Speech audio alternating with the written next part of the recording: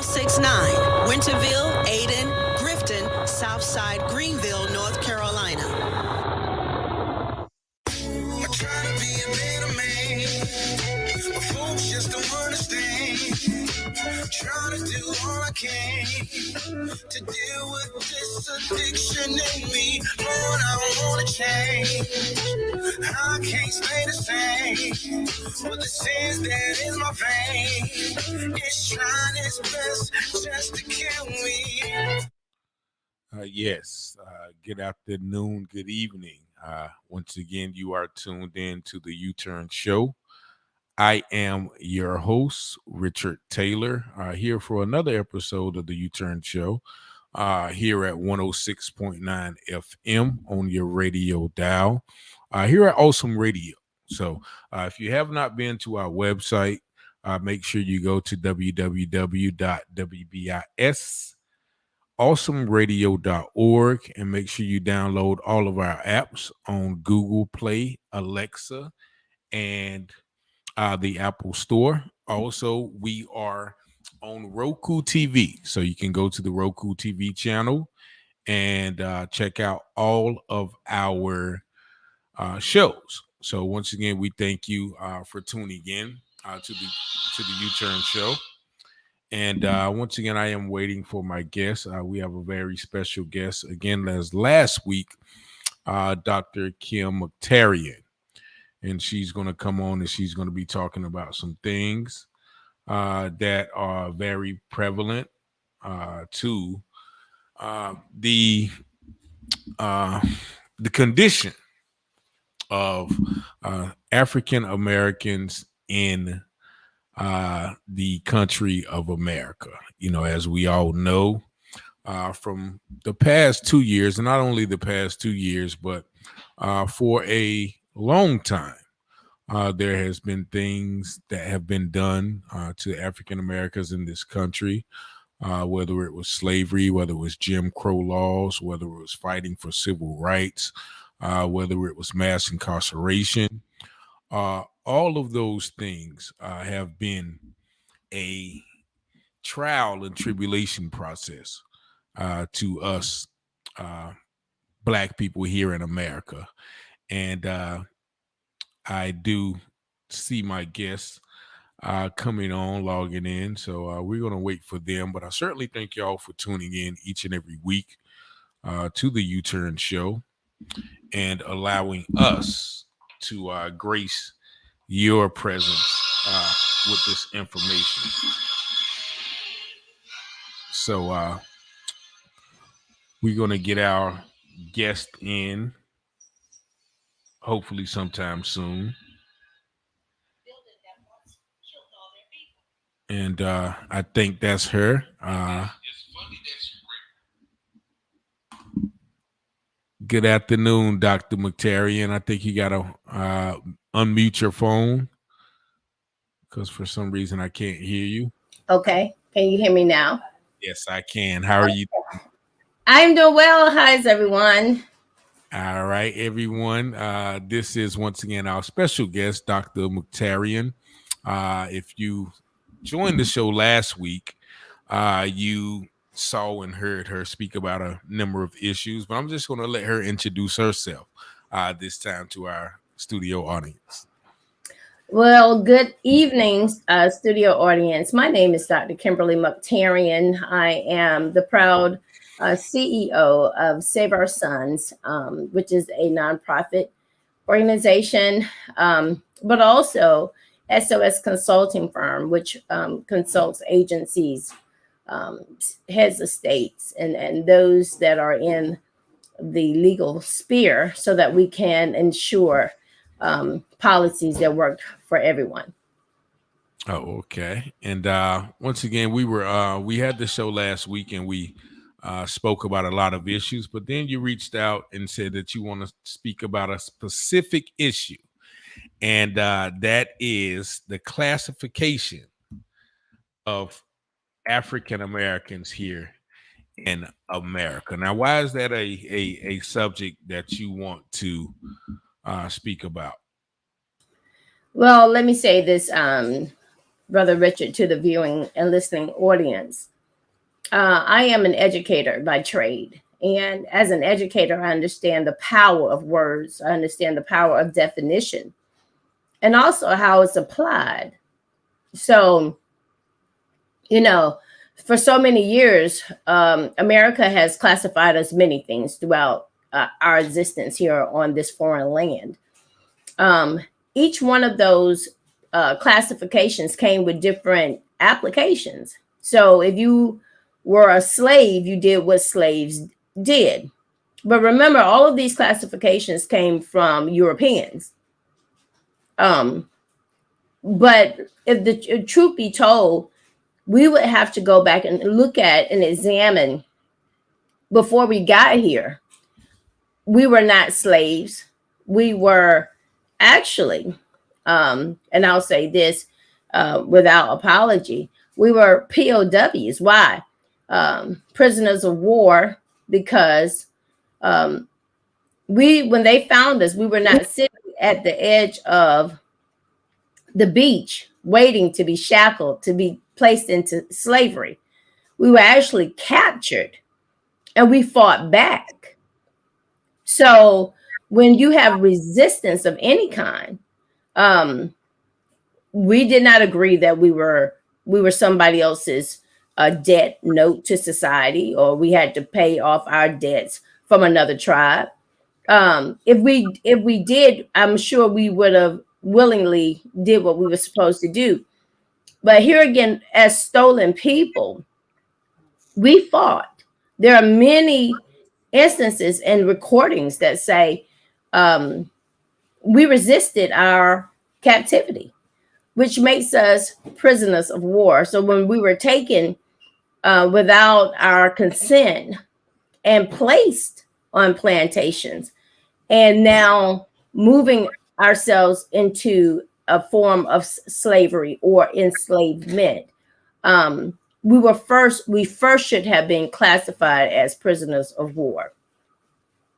And the reason why I say prisoners of war is because if you look at the type of enslavement that is still going on today, we are still confined in a lot of ways, beyond enslavement of our own. Because some enslavement is mental, but prisons say that you can't do something without permission. And how much of our lives are still predicated under this premise that we cannot do something without permission? Well, I think a lot of our lives are predicated on that.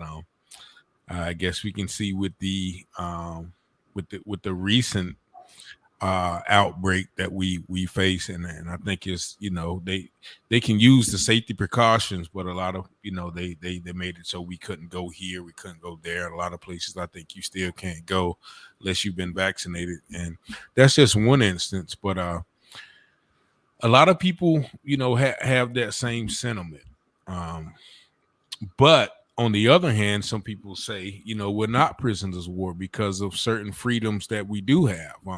You got once again, you got the freedom to go out and, eat where you want to and things like that, where once we couldn't.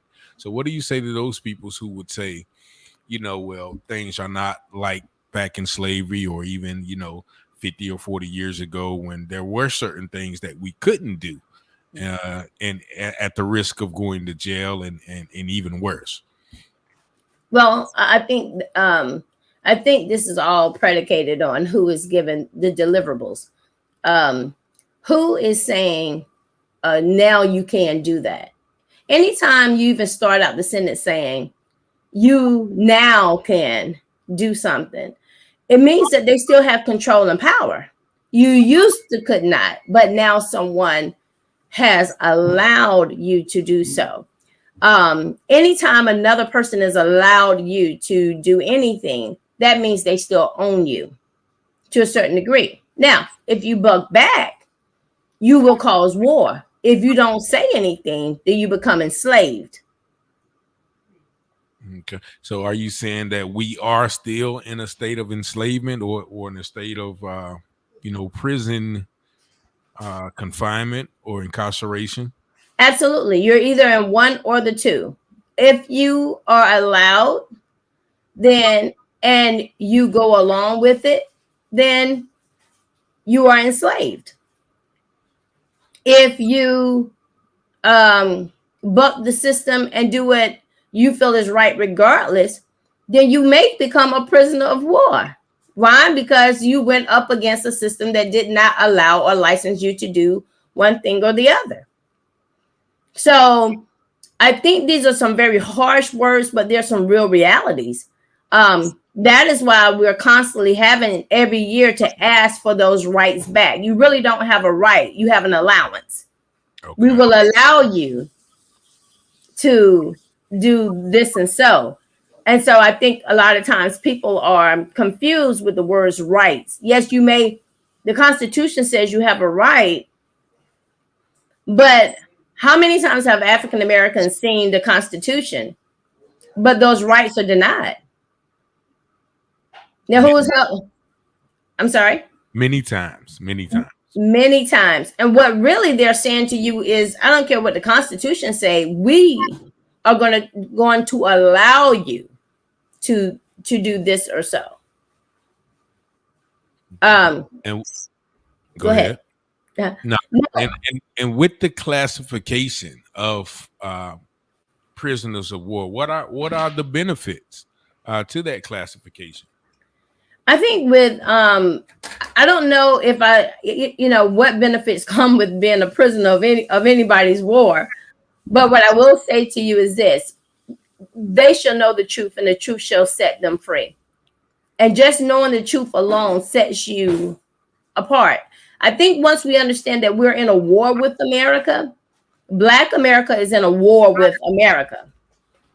On every front, from economics to housing to incarceration to foster care to hunger, starvation. And people will say everybody's going through that. But we are a targeted class. They could have found slaves anywhere, but we are a targeted class. So when you say, what are the benefits? The benefits is knowing that if you declare yourself one who is a prisoner of war, anybody that goes to war should and oftentimes are repaid at the end of that war. Whoever loses the war, according to what history shows, is supposed to pay back. Anybody know what I'm talking about? How many countries or how many nationalities, Hiroshima, the Jews, who was paid back at the end of these wars? So what's become very diabolical in nature is that Black people have been trying so hard to build a relationship with Euro America until we're not your enemy. We've been trying to prove to you for 400 years plus that we're not your enemy. We're your brother. So I can't hold you accountable for something if I've forgiven you. And so that false narrative says we're together. Nationalism says that you are us and we are you and we are Americans. And so we're just together climbing this uphill battle together. Look at where we came from before and look at all the bad stuff, like you said. So anytime they made any kind of progress, it's built off of how Black people have been treated. Remember when you couldn't ride in the back? Now you can ride in the front. Remember when you couldn't vote and now you can? And the language is, remember when we as Americans? No, we were the only ones suffering that. You've never not been able to vote. You've never not been able to ride in the back. You've never been lynched. All of the things that you're saying that we accomplished together have always been really our abuse, because you've never had to endure the abuse you're talking about. So as long as they're creating this fascism, nationalism kind of speech to us, we're always, you can't look at what it used to be. You got to look at how far we've come. So along the way, we've been abused, and we're not allowed to look back and talk about what that abuse looked like, as long as we're making progress. And from what I understand, like it feels like you feel that some of us, and by us I mean African Americans, are kind of delusional with how far we've come and our condition here, because you got Oprah, you got Jay-Z, you got Denzel Washington, you got a certain amount, you even got the new Supreme Court judge, you had Obama. So how does that relate to what you're saying, as far as us being still prisoners, because they allow some of us to succeed, hold high positions? Why would they do that if we are still prisoners? Well, here's what I think America hates. And I think whatever happened towards the 60s, where Martin Luther King brought the fight to the public sphere, the best thing he could have done is provided the fight on front line. You've heard that saying, the revolution will be televised. Well, that was our savior. Remember, the media and that the power of the lens is what captured the abuse of American society against blacks. Had they not saw the dogs biting us, had they not saw the water hoses, had they not saw George Floyd's murder, how many people would have paid any attention to the atrocities that happened to African Americans? So what I think is those lenses is what provided the shame of white America. So of course, letting a couple of people get inside, or come on, to whose benefit is that? To whose benefit is letting a couple of black people win? Like, what could they have possibly did? Let's ask. Now that they're in office, how much impact can they make while they're in office? How many of our black politicians get in and then they say stuff like, well, I'm the president for everybody. Or I'm the congressman for everybody. These are things, they pander to us. They get the vote, but how much of it is impact? How much does this matter? And are we asking that question, or do we really want to know? Do we already know, but we don't want to hear the truth about what's going on? Are we used? Again, are our votes used? Are our people's our existence is it used? People make money off the backs of blacks. Mm-hmm. Yeah. From poor people to rich people, we are the money makers. Yeah. And Nico Thompson says something that's really prevalent during this conversation, because the USA loves to use us against us. How true do you think that is? Absolutely. Hi, Nico. Thank you for joining us. And you're absolutely correct. We are often used against each other because they understand psychological warfare and the power of survival. So once you put a people in survival, then you can manipulate them to do whatever you want. We take care of your housing. We are your bread and butter. We are your employment. We are the ones who allow you any kind of service. And any kind of accomplishments that are made is really for them to look as if we have come from a place to one place, but really we've been allowed. Tulsa, Oklahoma will tell you this. Wilmington riots will tell you we've always been successful. We've always been energetic and go-getters. But as soon as we get to a certain place, then all of a sudden we get burned out. That tells you if we really are free to be successful or not. And it's not just random people who come burn us out. It's the government.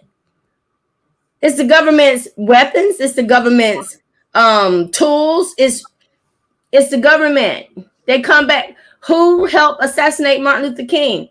Every time you look at who killed Malcolm X, who killed any of the Black Panther movement, who was a part of that? The government. Yeah, the government was instrumental in I think it was 1999 during the Clinton administration, where everybody was focused on him and Monica Lewinsky.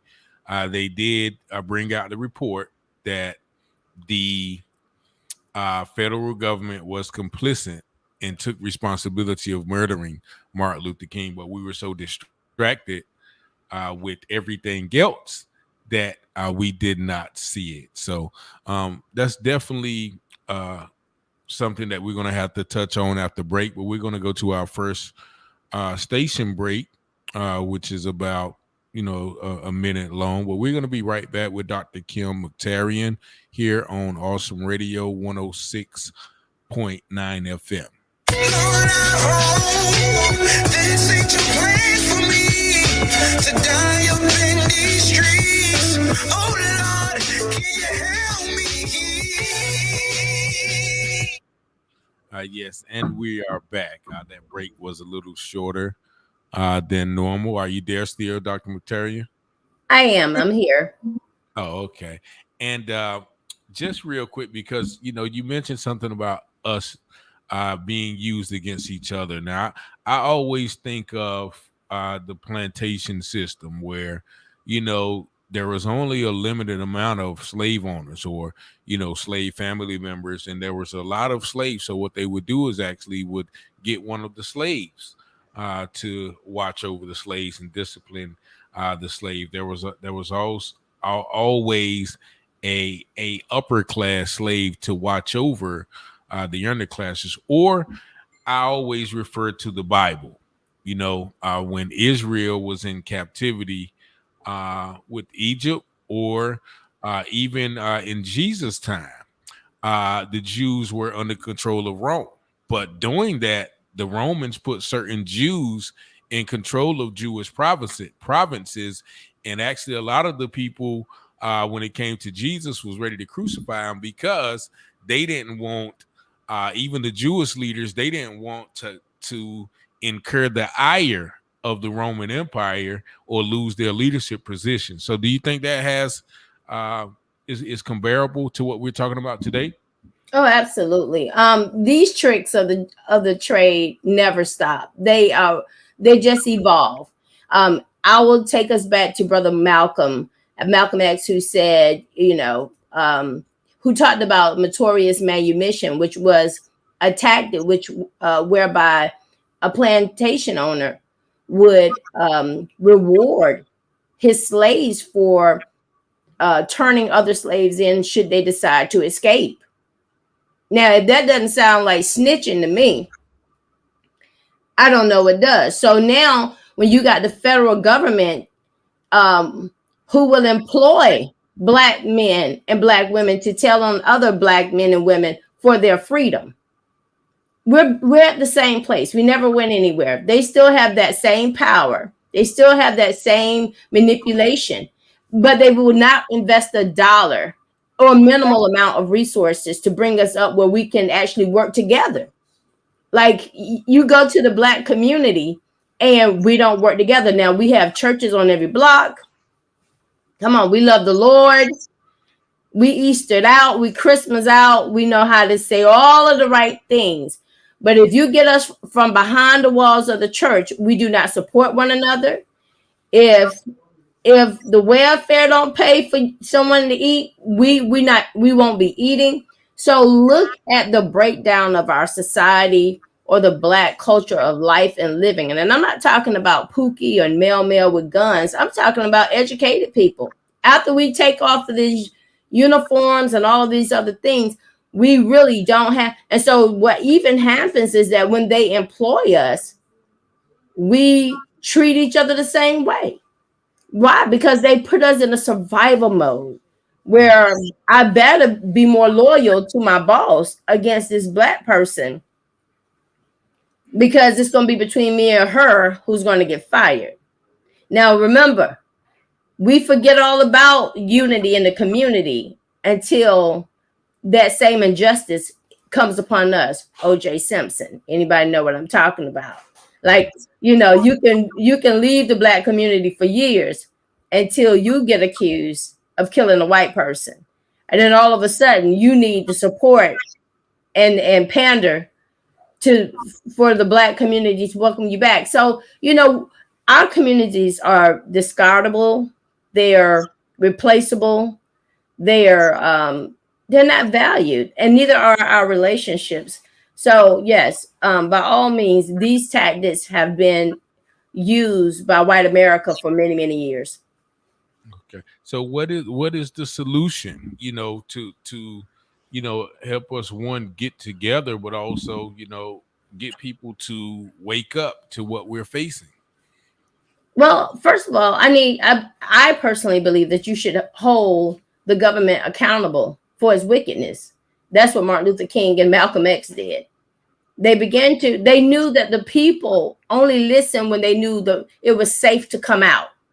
And the only way it was safe to come out of this lie is if you came for the head, because there's no need beating the body. There's no need beating the youth when they don't know that it's an entire system that's been designed for them to kill each other. We're gonna get the guns off the street. In America, that's anti-America. In America, everybody has gun rights. So what are you talking about? So so the thing about it is, we have to come after the lies of a government who strategically keeps us divided and murder us against each other. And once I believe the people see us holding those officials accountable, it's safe to come out. It's safe to put your gun down. It's safe to work together. Remember, it was that same government who created the anxiety between us, who forbid us, even from slavery, to work together. We could not work together. We could work together, but we could not work in unison against the system. As long as we were working for them, no problem. But you could never work to overthrow the hideous plantation owners. So now when we talk about the government, because there's a lot of talk these days about reparations. Mm-hmm. Now, for reparations to be disseminated, of course, someone has to admit that they have to repair something. Do you think that will ever happen as far as reparations are concerned? And what should reparations be? Well, I think that's why we have to take on the platform of prisoners of war, because what we should be asking is the war on Blacks over? Remember, maybe we probably gloss over this, but remember in the 1930s, Henry Anslinger said that we can no longer criminalize Black, the word Black. We have to associate things with marijuana and hippies. So they changed the language, but had the same outcomes. So here we are again talking about definition and the power of that application. So if we go back to prisoners of war, just say, hey, we've been in a war for a long time. We're still training you to keep your foot off our neck, something that you should have learned a long time ago. Is the war on Black America over? Because if it is, now you owe us. And here are the outline of things you owe. Free education. For 400 years, you denied us these things. And so you have to repay, because even in a war, you have to pay for the damages of that war. Mm-hmm. You have to rebuild. They burnt down Richmond during the Civil War. The Confederate government had to repay Richmond. Mm-hmm. So are we ready to say, but you cannot say that you are a prisoner of war and talk the language that we are all together as one. Yeah. So, but with the diabolical things that we already mentioned that they've done, how realistic is it for us to expect them, to come back and say, yeah, we've been doing these things, when they've done them behind the scenes all the time, and they change words, change definitions, change classifications to keep this rules going? How realistic is it for us to expect them to finally do the right thing? Like you said, we've been fighting this battle for hundreds of years. How realistic is it to expect this government with this track record to do right by Black people? Well, what I do know is that you can never expect the enemy to be good unless you push pressure. And I think the right type of pressure is needed. Remember, America is about facades, America is about looking like Christians or doing the right thing. And if you can actually appeal to their morale, trust me, I don't think anybody signed the civil rights bill. Any of the presidents who did so, they said even John Kennedy had wanted nothing to do with the civil rights movement. But in front of the podium running for president, you had to look like you were. So I think sometimes we have to shame our enemy into doing the right thing. The other issue is we have to start pushing the movement of economics. And most people are still talking about buying amongst blacks or what have you. But one of the things that we were successful at was boycotting. Boycotting meant removing our money. Now, because we're such heavy. We got one more break, Doctor, and Okay. we're going to be right back here on 106.9 FM, Awesome Radio. Partial funding for this program is brought to you by The Insurance Gap, filling the gap of your insurance needs. 252-367-8359, providing services to individuals and families ages 0 to 85. We educate and provide options so you can make informed decisions. We're The Insurance Gap. 252-367-8359. Thank you, The Insurance Gap, for your support. Partial funding for this program is brought to you by CT Cleaning Service, 919-345-5823. Nationally certified and bonded for COVID cleaning, commercial and residential, and for all general cleaning. CT Cleaning Service, 919-345-5823. Have a peace of mind that your place of worship, your office building, your home, and your place of work have been nationally certified COVID cleaned, disinfected, and sanitized. 919-345-5823. Thank you, CT Cleaning, for your support.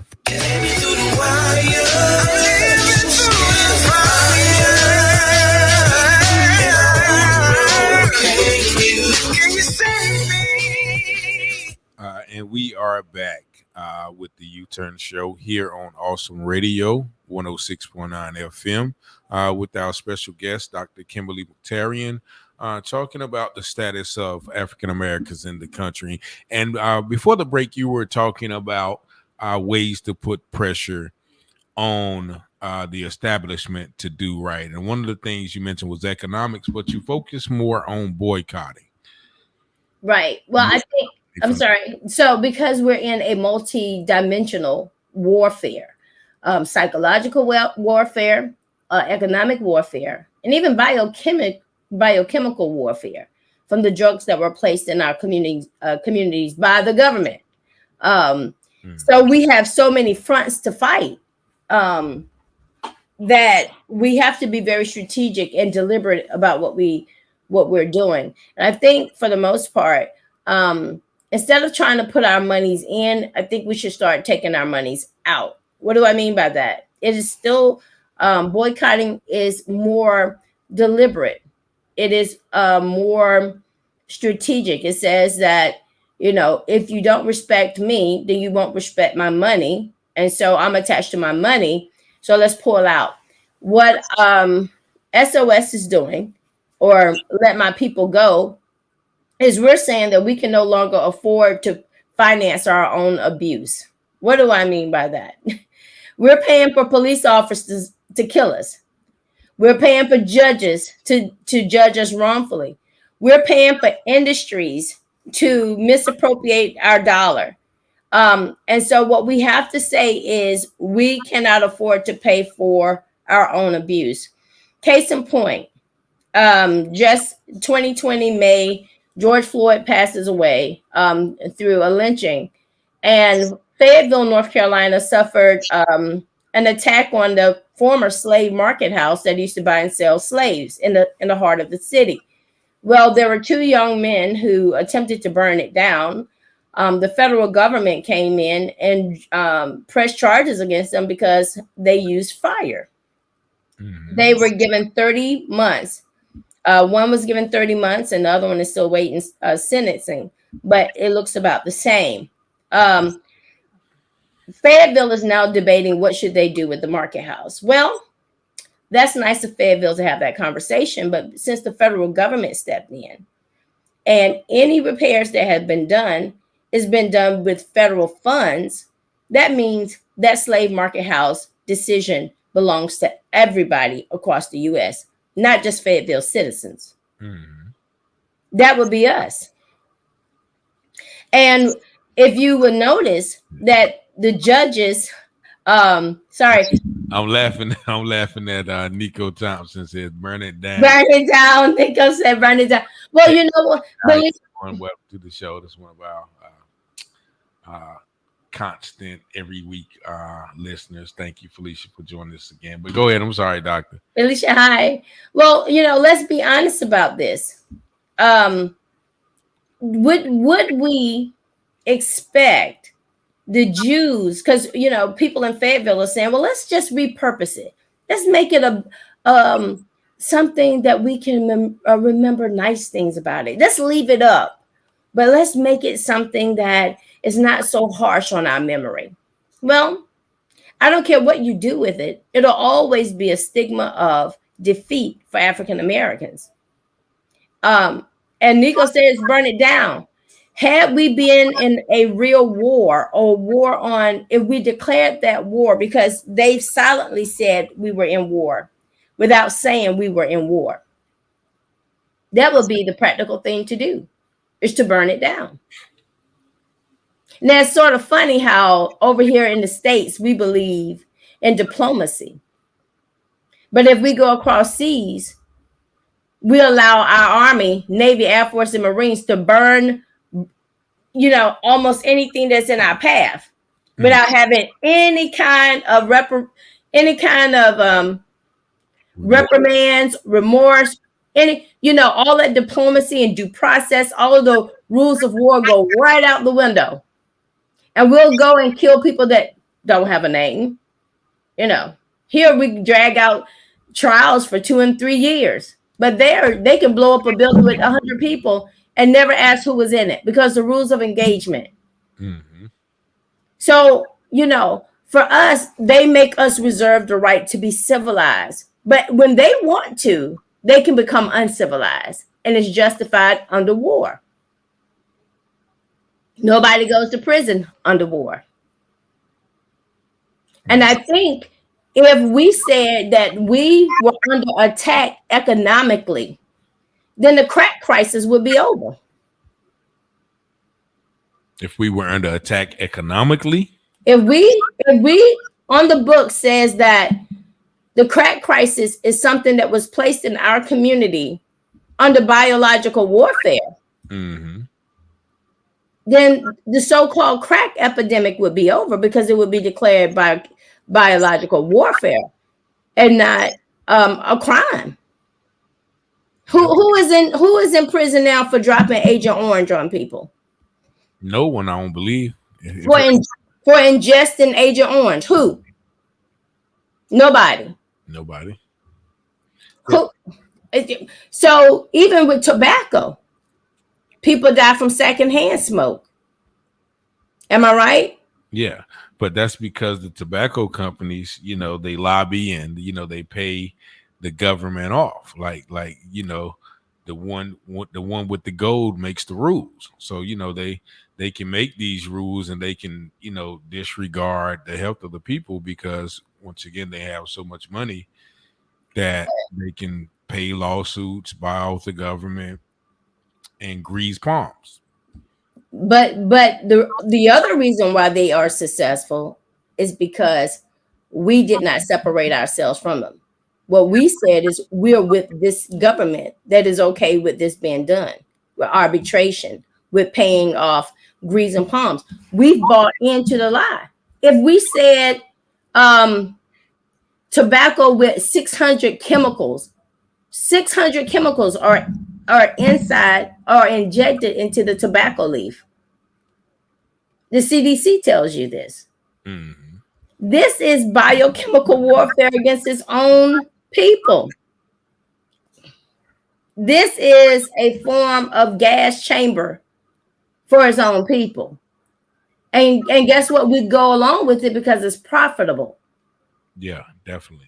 So if African Americans say, hey, we're not for this, this is against what we believe, but we want to be American so much until we just override our own instinct just to be a part of the wickedness.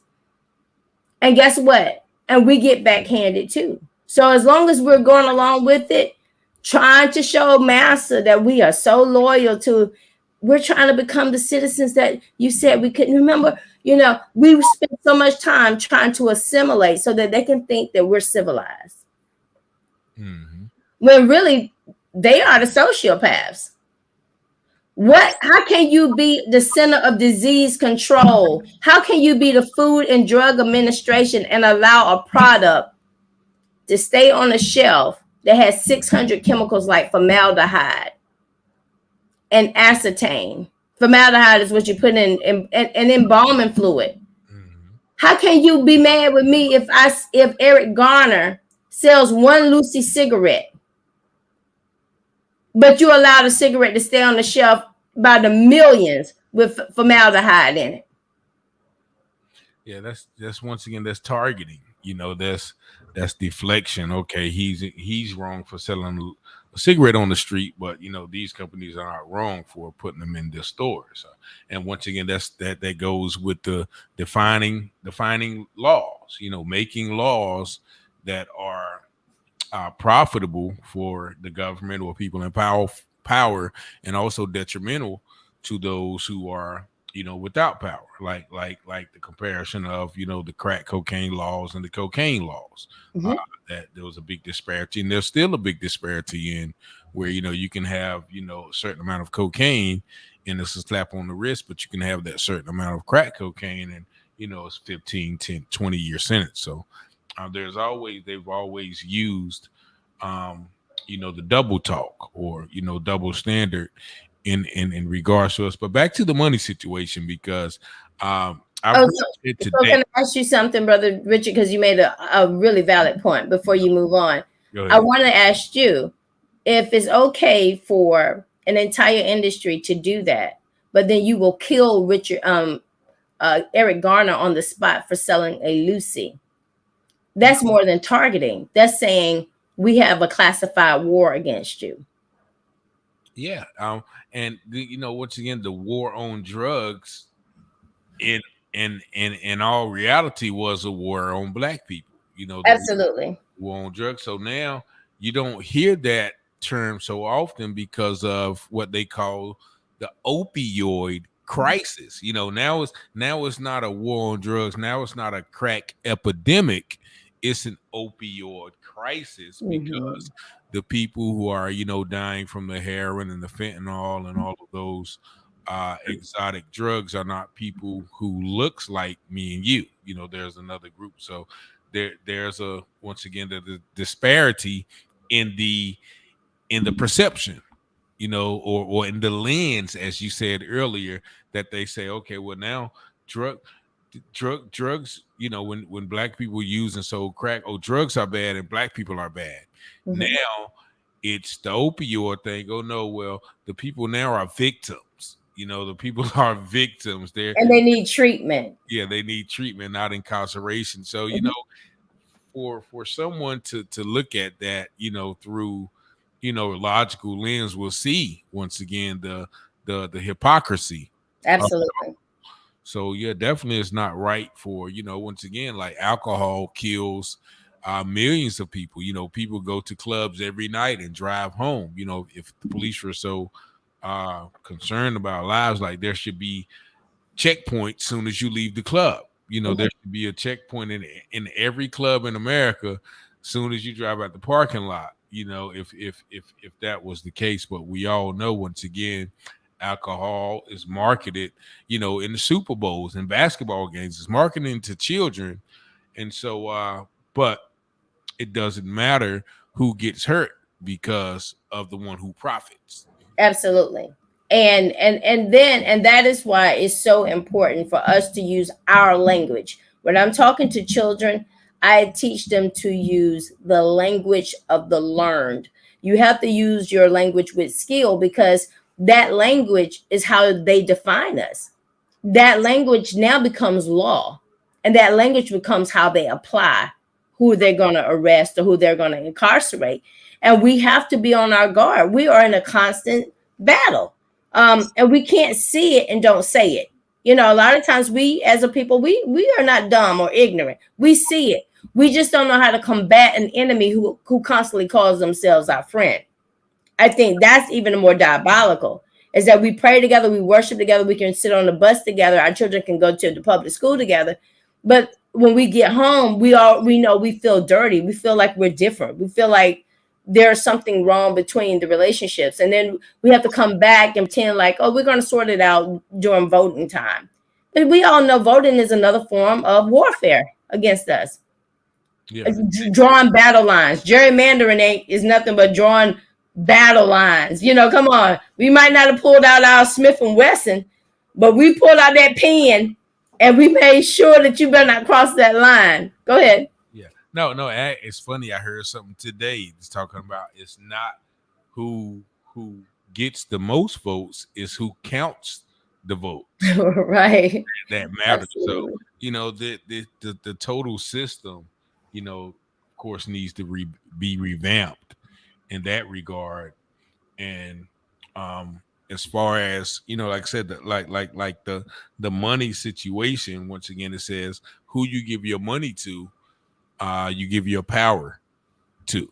And but then again, you think about, you know, you mentioned the taxpayers' money, like you know, the things they use our tax dollars for, like, you know, the rogue policemen, you know, the rogue legislation, the education that's failing us, all of these things. But then what do we do with our regular everyday to-day money that we spend? Like, say, food, you know, we spend the money on the food, we spend money on clothes, we spend money on gas. There are certain things that are so controlled by the dominant society that it will be almost, you know, suicide, because you said we're in survival mode. So if we stop saying, okay, we're going to stop going to the grocery store, we're going to start making our clothes, we're going to start building our own houses, with everything so much in the dominant society or the government's control, how could that be accomplished? Well, here's what I will say is that none of these things happened overnight. And I think for the most part, people think like, okay, when you start talking about reform of Black mindsets, it's like snap out of it. Let's get this plan. But learned behavior is what it is. It's learned. It's over time. And we have to do small increments of learning. It's almost like learning how to walk all over again, walking on your own, walking by yourself like a little child.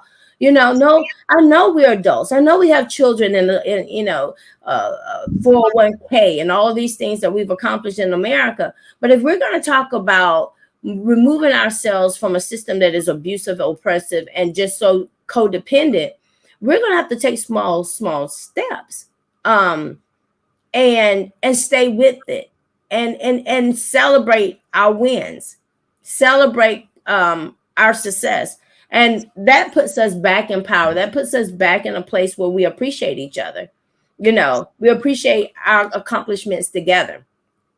And we start building the new community that we're supposed to. And I'm not saying that other cultures can't come, but this is a time of healing for African Americans. This is a time where we find where we can do this and we can walk on our own again. You know, somebody said, well, you know, pull your bootstraps up. But they snatched the crutches out from up under. They broke the legs and they snatched the crutches. And now we have to have a healing period. But certain things are just common sense. And I don't think that America would be mad. They would be disappointed that we found out that we didn't deserve abuse, because we've been taught to suffer in silence. And we paid for our abuse over the years. And I'm not talking about just small things. I'm talking about rent hikes. Look at how we're paying rent. We don't even have the same type of loans in banks. But in 2008, when Obama bailed out the banks, our federal dollars helped bail out those banks. We didn't even bank at some of these places.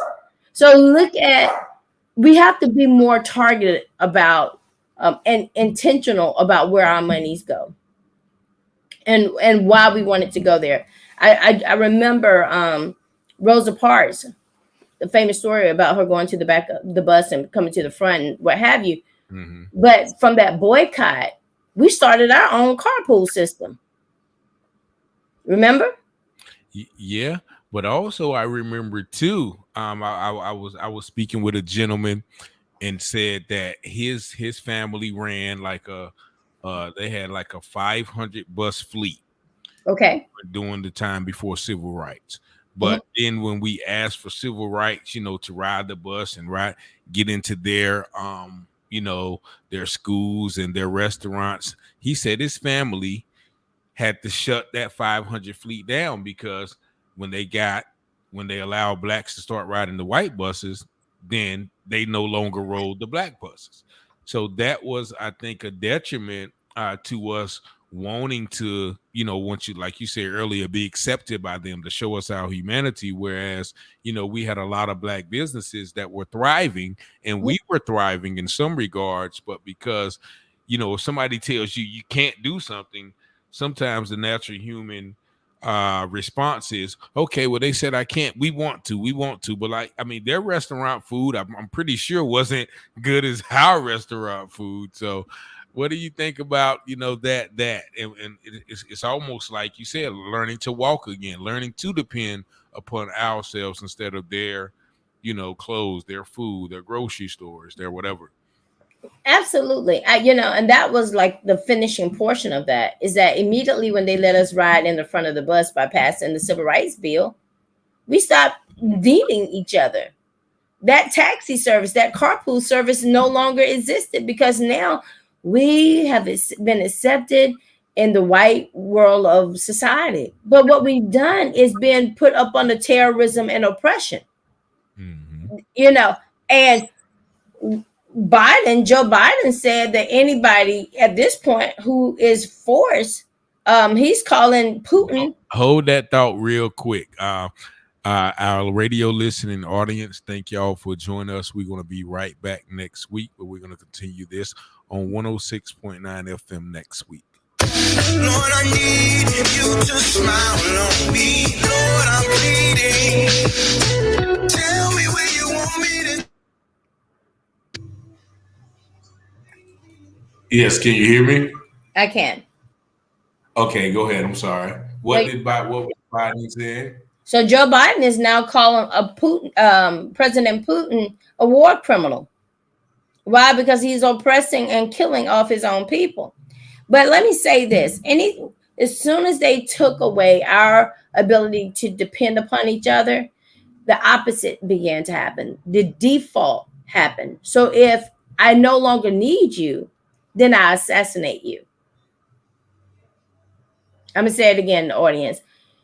Okay. If I no longer need you, remember, we were all together. We were separate but apart. We needed each other's services. Tulsa, Oklahoma said we needed each other. Wilmington, North Carolina in 1898 says we had banks. We had our own thing. And they wouldn't buy from us anyway. So we depended on each other's skill. We depended on each other's professions. We depended on each other's labor to help each other out.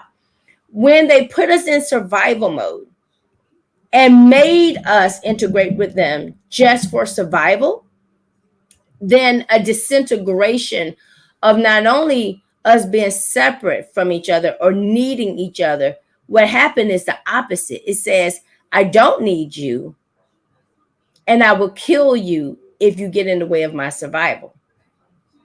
And kill you as meaning killing other black people. That is correct.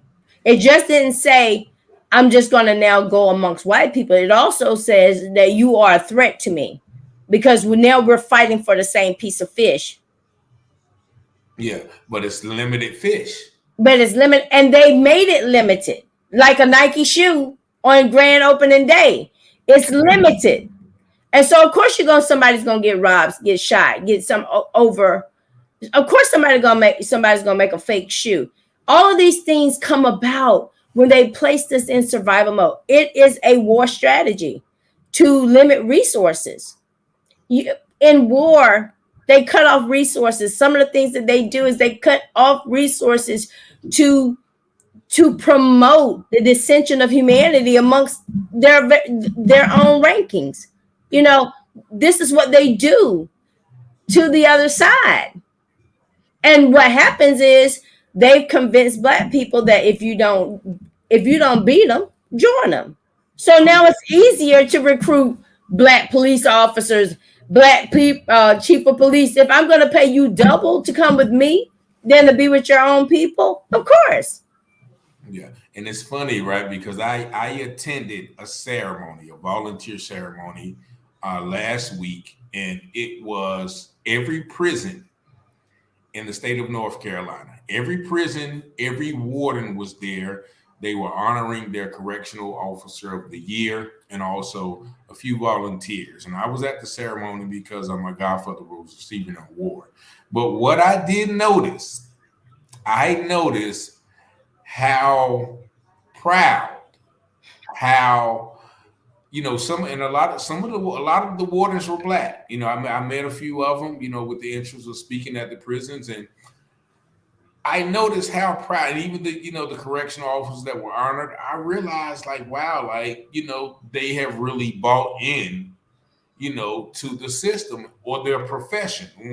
But then once again, they're in survival mode. So if they have this position, and I had to take my emotions out of it and look at them as people, okay, well, these are people, they have families, they have needs too. This is the profession that they have chose. So I couldn't look at them in a way, but I still was this system, this prison system is targeted towards us. Now, regardless, and I spoke to a few of the wardens, they were, seemingly great, good people. Mm-hmm. But I don't know how they run the prison. But of course, they cannot help but run it the way that the government says or that the administrator says. So it's sort of like a catch-22. Mm-hmm. But that opened my eyes to see, okay, well, yeah, we're in a fight because some people are invested in the system. Yes.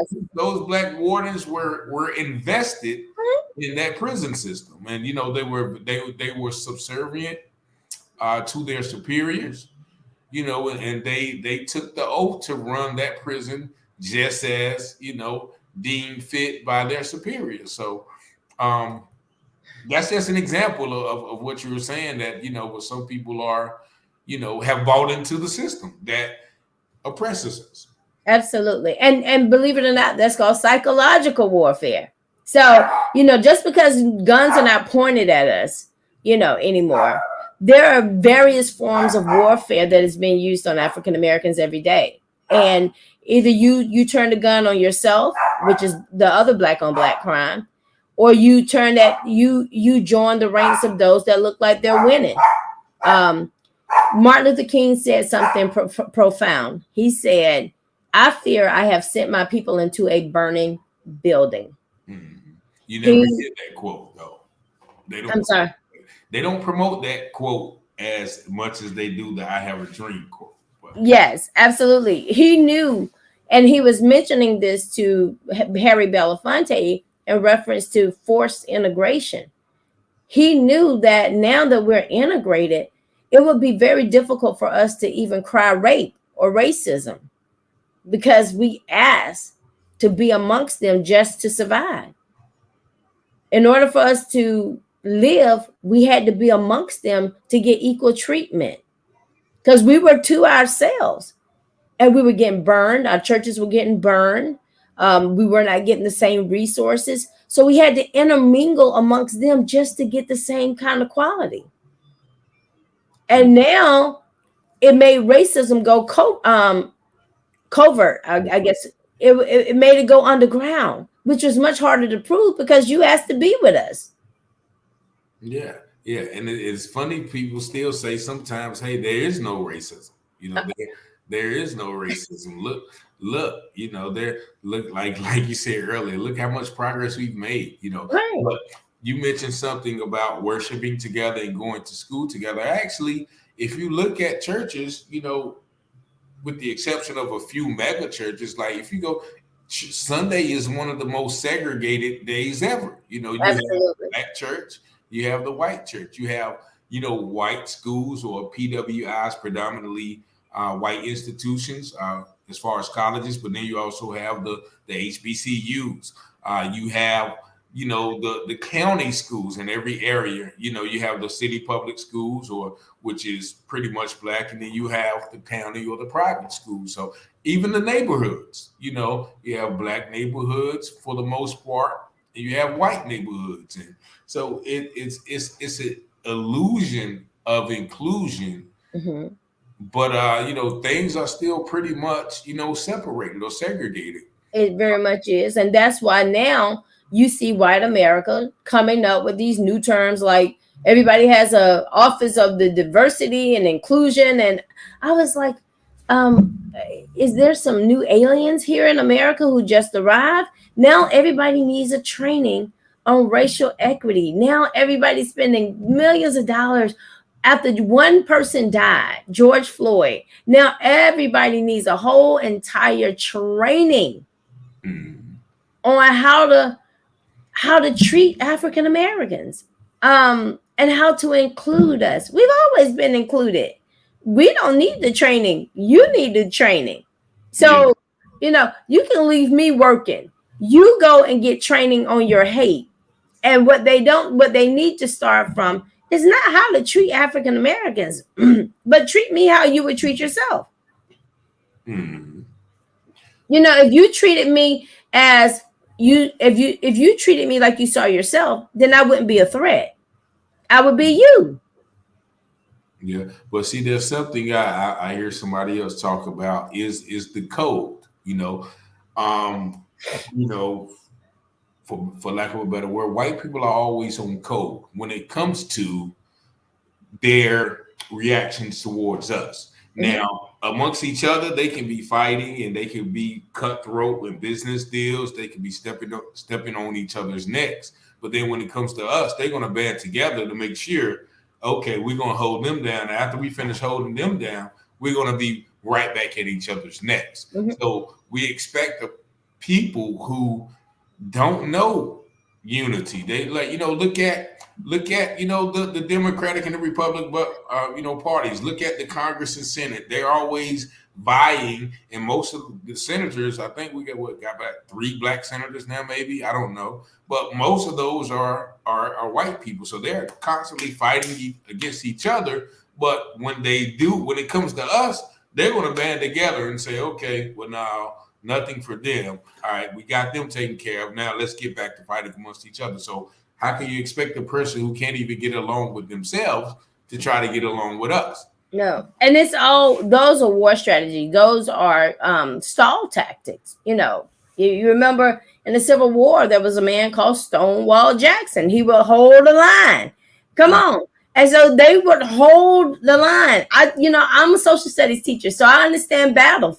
And most of the battle is not always on the field fighting, is the mental strategy first. They put these things in place and then we follow suit, because we don't, after you talk about Jesus and forgiveness and we're all in this together, one nation under God, they have us our country. We sing all the songs with them. We stand but at the end of the day, the application of what they're doing, the action speaks something totally different. And those are the things that we really don't want to discuss. I think we fear having to address the realities of someone who hates us to this degree. What do you do with a person who hates you to this degree? How much can you train them? How much can you help them? What do you do? You distance yourself. I think who was that? Malcolm X used to talk about separation. Marcus Garvey. Elijah Muhammad, he had a good, I guess, blueprint for that with the Nation of Islam. Like, they had their own stores, own markets. They didn't really depend on the government for anything. But I found that most people, besides black people, don't really put their faith in the government. I see the Arabs, the Arabs, or the Middle Easterners who own a gas station or a convenience store on every corner. You never hear them fussing about who's going to be president, Trump or Biden. They don't care because they have an industry between themselves. You never hear the Asians who own the nail shops or the Chinese stores or the beauty supply stores. You never hear them fussing about who's going to be president because they already have their infrastructure between themselves. Absolutely. They're going to look out for each other, so they don't need the government to look out for them. And once again, the Latinas, you hear them, but once again, they always gonna put their race 1st. Mm-hmm. So it seems as like soon as they get citizenship, they definitely don't need the government because they have their own banks, their grocery stores. Yeah. I remember living in New York and going to a corner store where those of the Arab descent, or I don't want to misquote it, categorize anybody, but they would have a store at the bottom and their apartments or houses would be on the top. Now, from an early age, their children would be downstairs doing stocking, and they would be behind the counter. These children were not sitting behind the counter eating Doritos and eating Now Laters and all kinds of junk food just to pass time away. They were making sure they kept that business running. They were watching their clientele. They didn't eat up their proceeds. They were very disciplined. So you don't see them saying, hey, in order for you to understand business, you need to go to business school.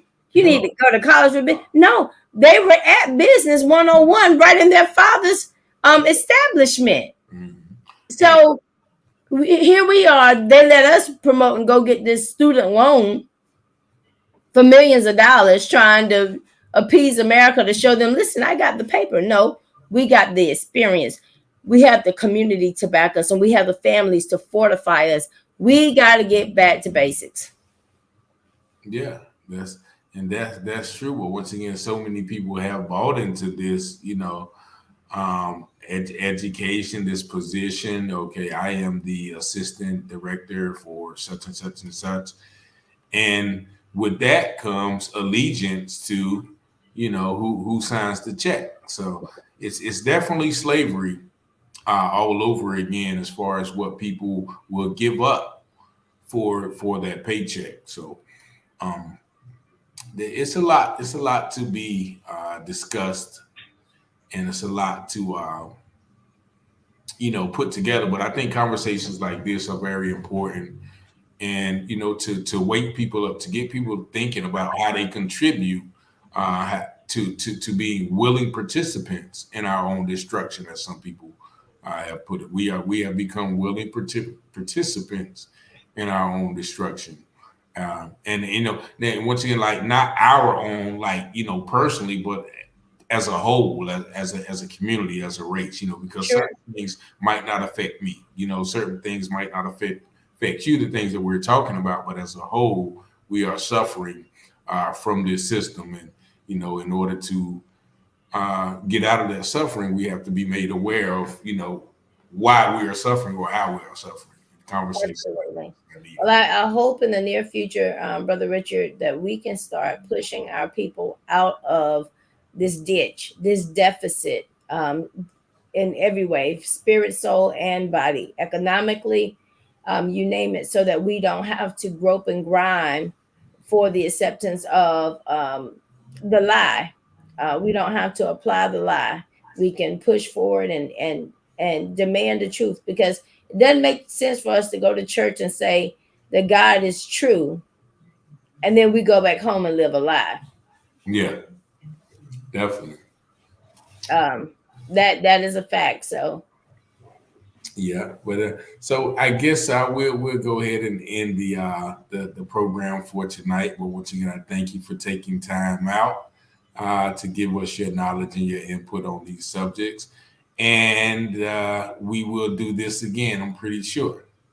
Yes, I look forward to it. And of course, you can catch our petition that will be coming out next week on that will address asking for Blacks to be tax exempt from taking care of places like the maintenance of a slave market house, That was a war against us, the separation of our children, families, and the legacy of who we are. And we should not have to continue to keep it up with our financial assistance when most Black people can't even afford to live in the cities that they stay in right now. Mm-hmm. Yeah, so I'll be definitely, and is that going to be on change.org or? Yes, that will be on change.org. I will be posting that no later than Sunday night.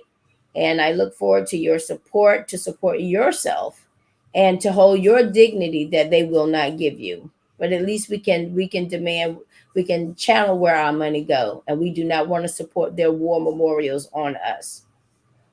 Yeah, so we definitely be looking at that. And I do want to thank our listening audience, Shanta Thompson. Thank you, Nika Thompson. No, thank you. God is sovereign in his will, shall prevail for our good. Amen. Yes. And all of the other people who Brother Nico said burn it down. Yeah, I like her. She's ready. But yeah, definitely want to thank you guys. And we'll tune in next week. We have another guest, but we're definitely going to have Dr. Kim back on, Thank later. But I thank you for your time, and I thank you guys for watching. Y'all have a blessed night. Thank you.